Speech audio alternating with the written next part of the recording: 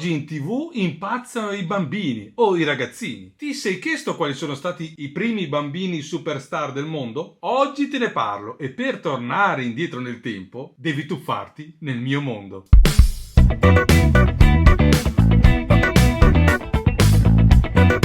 Ciao, io sono Dandy Danno e faccio il comico visuale, cioè la comicità senza l'uso della parola. Sì, come quella che si usava nei film muti. È vero, se ti interessa la comicità, sei nel canale giusto. Qui parliamo di comici, i personaggi che ne hanno fatto la storia e studiamo le tecniche anche per far ridere. Se vuoi approfondire di più e ti interessa studiare la comicità, vai nel nostro sito e sappi che ci sono diversi webinar creati per te.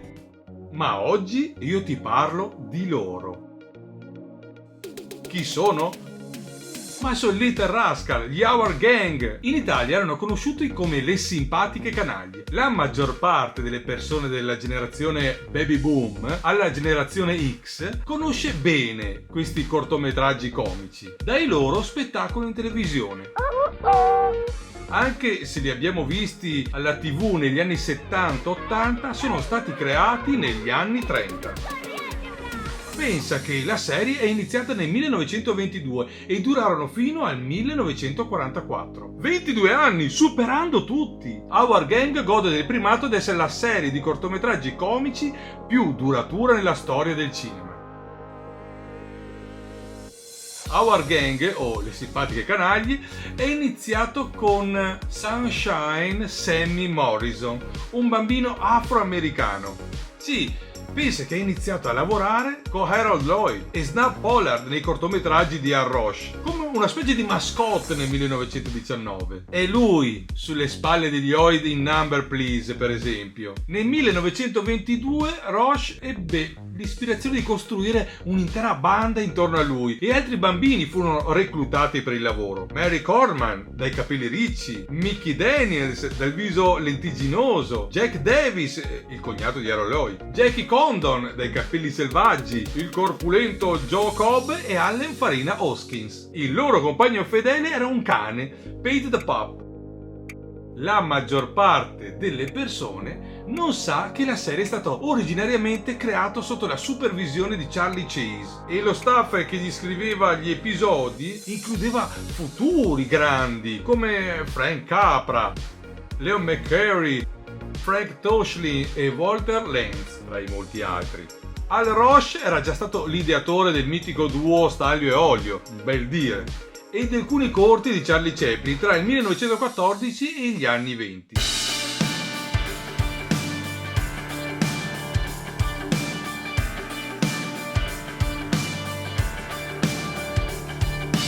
Ad ispirargli la serie Le simpatiche canaglie fu un naturale battibecco tra bambini che giocavano in strada a cui assistette nel 1921. Lo paragonò al fatto che durante un'audizione qualche minuto prima si presentò una bambina truccatissima, forzata dalla madre nel presentarsi alle prove.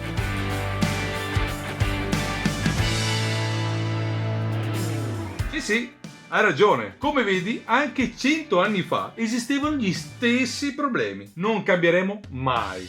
Roche così notò subito le differenze tra i due momenti, dove i bambini erano spontanei e dove invece c'era la mano degli adulti. Capì subito quale fosse la potenzialità, se ci si affidava soprattutto alla loro spontaneità e naturalezza. Ogni episodio durava 20 minuti, mentre negli ultimi anni si arrivò a soli 10 minuti. Forse però non sai che tutti quei bambini hanno fatto purtroppo una tragica fine. Prometto che poi esaudisco la tua curiosità. Nelle commedie Our Gang prevale proprio il timbro di Roche. I ragazzi della banda sono poveri, trasandati, spesso scalzi. E l'umorismo era generalmente però gentile e universale e incentrato sui bambini che si cacciavano in un sacco di guai. Favolosi. La gang funziona senza limiti, bimbi e bimbe, neri e bianchi che giocano e interagiscono allo stesso modo fianco a fianco.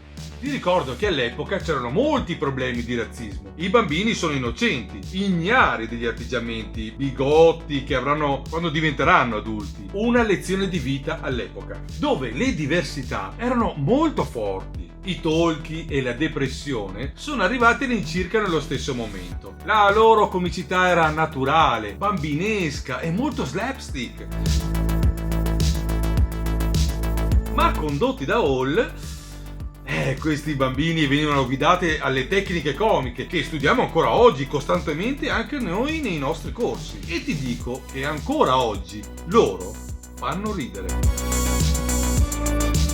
Ma lo sai che c'è molta tecnica dietro? E Hall sapeva bene le formule comiche. Se vuoi impararle, sito. I bambini più grandi crescevano man mano e logicamente sono stati cambiati. Ne arrivarono di nuovi, tra cui Jackie Cooper, che presto sarebbe diventato una grande star in film come The Champ del 1931 e che avrebbe avuto una fiorente carriera di oltre 60 anni. Così come Norman Chubby Cheyney e Matthew Steamy Bird, però devo citare solo i membri più famosi della banda perché ce ne sono stati dozzine oltre a questi nel corso degli anni. La loro insegnante, Miss Crabtree, è stata interpretata da June Marlowe. Nel 1931 arrivò un bambino di 3 anni, George Spanky McFarlane, il cui adorabile slogan "Ok Doc" divenne un tormentone che alla fine lo rese una star. Nel 1934 arrivarono Darla Hood, Eugene Porky Lead, Carl Alpha Alpha Schweitzer e suo fratello Harold e Billy Buckwheat Thomas. Nel 1938 Al Roche abbandonò la produzione dei cortometraggi, cedendo le redini al suo distributore, la MGM. Il tono però è cambiato, è diventato più dolce, meno grintoso. A poco il cast è cambiato di nuovo. Nel 1939 furono raggiunti da Mike Gubitosi, meglio conosciuto dai fan di Berretta come Robert Blake, e l'anno successivo Billy Froggy Loughlin si unì. Spanky, Alpha Alpha e Darla abbandonarono tutti nel 40-41, lasciando la serie che cominciava a zoppicare senza di loro, fino alla sua conclusione nel 1944. A metà degli anni 50 la serie iniziò a essere trasmessa in televisione, dove diventò un cult. Veniva programmata nella fascia oraria del doposcuola, sì, per i successivi 3 decenni.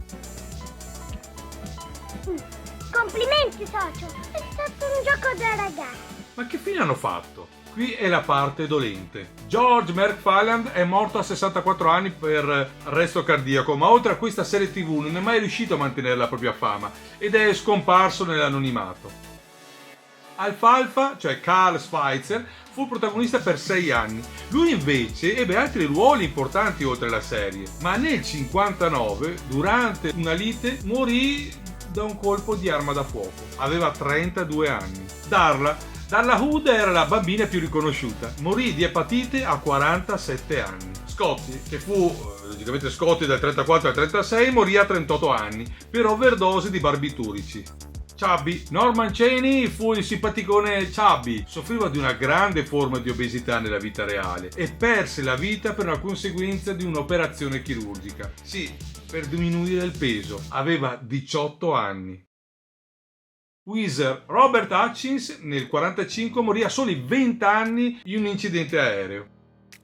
Froggy. William Loughlin in Biondo Froggy a 16 anni venne travolto da un camion e morì sul colpo, ma anche altri tra malattie e infarti morirono prematuramente. Come se fare le simpatiche canaglie fosse quasi una maledizione. Tanto successo e vita breve per tutti. Da piccoli erano brillanti stelle televisive, ma da grandi sono stati tutt'altro che fortunati. Nel 1977 il produttore televisivo Norman Lear ha riproposto Little Rascal, ma nessuna delle reti ha acquistato la nuova serie. La versione cartoni animati sono state invece prodotte da Hanna-Barbera nel 1979 ed ebbero comunque un discreto successo. Nel 1994 è uscito un lungometraggio piuttosto terribile. Guarda i veri cortometraggi di Little Rascal. Fanno parte sicuramente della storia della comicità e furono anche dei pionieri per il rispetto razziale, bisogna riconoscerlo, partendo dall'idea pura dei bambini, quella che dovremo continuare a vivere tutti noi, con molta libertà.